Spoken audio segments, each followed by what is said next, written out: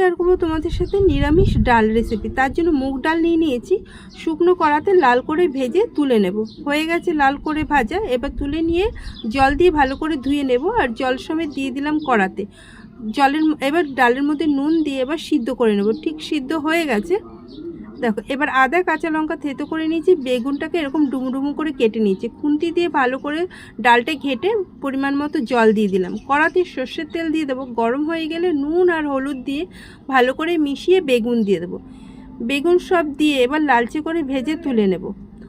এবার আরেকটু তেল দরকার, দিয়ে দিলাম শুকনো লঙ্কা, তেজপাতা, গোটা জিরে ফোড়ন দিয়ে নাড়িয়ে আদা থেতো আর লঙ্কা থেতোটাকে দিয়ে দিলাম। দিয়ে দেবো উপর দিয়ে নুন আর হলুদ আর একটা টমেটো বাটা, মিক্সি ধোয়া জলটাও দিয়ে দিলাম। এবার ভালো করে কষিয়ে নেব। কষানো হয়ে গেছে, এবার এই ফোড়নটা মশলা সমেত ডালের মধ্যে দিয়ে দেবো। ডাল দিয়ে কড়াটাকে ভালো করে ধুয়ে দিয়েছি।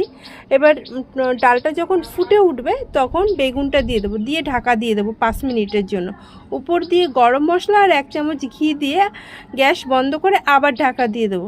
রেডি হয়ে গেছে নিরামিষ বেগুন দিয়ে ডাল রেসিপি। দুর্দান্ত হয়, একবার করে দেখতে পারো।